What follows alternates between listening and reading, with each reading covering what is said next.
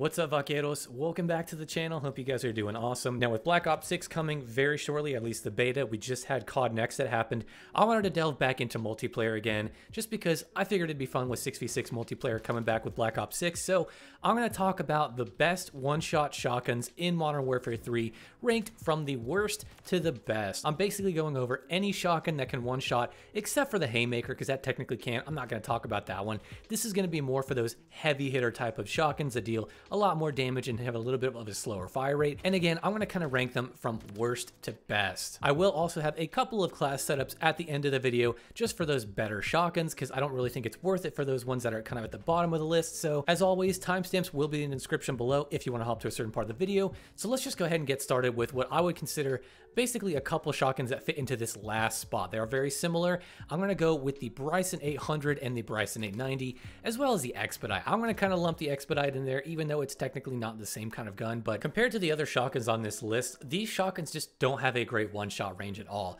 Something like the Bryson 800, which dominated shotguns in Modern Warfare 2 2022, this thing has a one-shot potential of about 7.8 meters with max range attachments, and we're talking 6.1 for the 890 and 4.4, which is really bad for the Expedite. The Expedite, again, it's kind of its own thing, but I just wanted to lump these together because I don't have any gameplay for the Expedite 12, and they're all just kind of mid. They're really not even that great at all, even though they have one-shot potential. So honestly, avoid these shotguns entirely. There's just nothing that these do better than the others, except for maybe some handling with something like the Bryson 890 and maybe some movement speed, but really, they're not that great. So in all honesty, I would say these are probably the worst of the bunch. If I had to rank like the three here, these three, I would say that the Bryson 800 is probably the best, then followed by the Bryson 890, and then the Expedite 12 goes at the bottom of the list. So if you want to be pedantic, you could say that the Expedite's worst, then it goes up to the 890 and 800. But I just figured, again, I would lump them all together because they're all pretty damn garbage compared to the rest of the shotguns in this game, or at least the heavy hitter ones.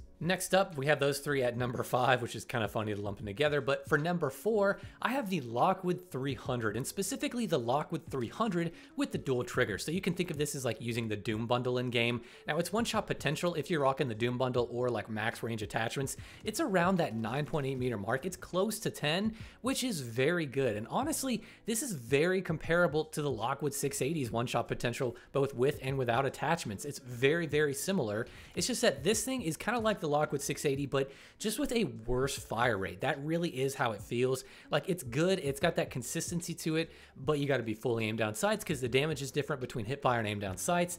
And also, again, that rate of fire, which is basically one shot and then a reload, it's just so slow that, again, you're better off with a lot of the other shotguns above this one, even though this one has a great one-shot potential of about close to 10 meters, like I said, with range attachments.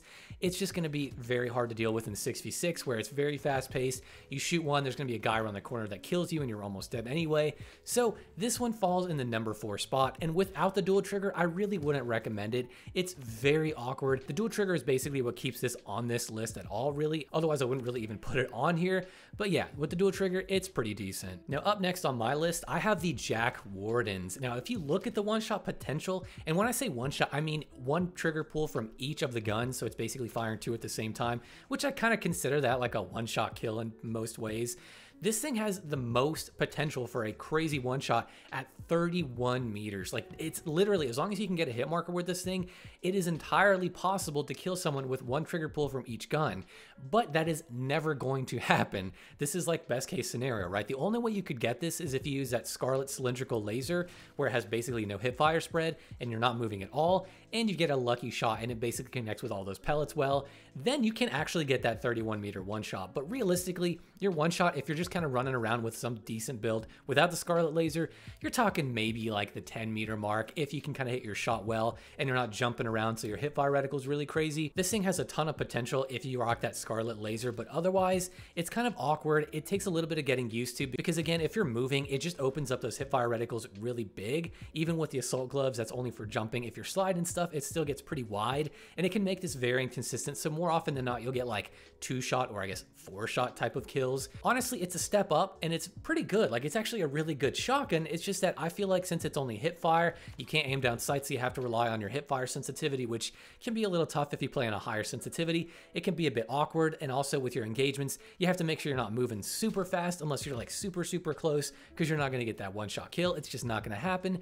So this one, a step up from the other shotguns we've seen, and definitely starting to get into like the really good shotguns of the game. Then next up on my list at the number 2 spot for me, I have the Lockwood 680. Now this is a very close tie to number 1. The Lockwood 680 really hasn't changed since launch, which is really sad, except it's gotten a few nerfs, I think, to its handling, like its sprint to fire speed, and of course the 10 pellet barrel. But this thing is a one shot of about 10 meters with all your ranged attachments, and if you have like no attachments, it's 7.7, which is basically on par with the Bryson 800 with all of its ranged attachments, so to give you an idea of how bad those things are. So this thing, very solid, and it's actually pretty decently consistent in multiplayer. I was actually surprised how good it felt when I went back to use it, and so I think that this is definitely deserving of a number 2 spot, if not maybe a number 1 in some people's lists, because again, it's not awkward like the Jack Wardens. You don't have to just hip fire, you can aim down sights and get that nice slow down when you aim down sights, so it's pretty nice, and it's got a great one-shot kill in relation to the game in the context of Modern Warfare 3 having 150 health.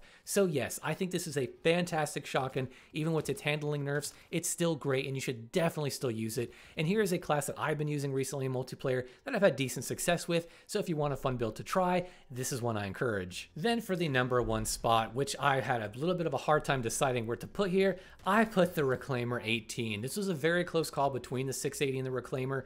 Initially, I was gonna go with the Lockwood 680 because a lot of the aim down sights builds for the Reclaimer just weren't hitting it out for me. They weren't doing what they should. I wasn't getting those consistent, good feeling one-shot kills at the ranges that you could.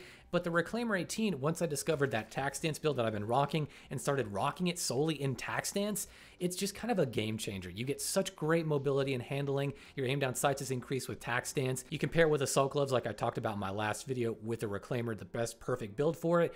And it's just such a good, strong, super fun build that I really think a demon out there can just absolutely destroy lobbies with. It's debatable where if you give someone like some newbie the Reclaimer 18 versus the Lockwood 680, they'd probably do better with the Lockwood 680, but a good player can really make the Reclaimer 18 work, and it's got so much potential that's really not too hard to reach as long as you kind of know what you're doing. So that's why I'm putting the Reclaimer 18 with its crazy one-shot potential of about 16.5 meters with no attachments, as long as you're fully aimed down sights, at number 1. And again, it was a hard choice between this and the Lockwood 680. They're both pretty great pump actions, even though the Reclaimer 18 has its kind of weird quirks where aim down sights does more damage, and you have to be aim down sights to get that one-shot kill past like 3 meters.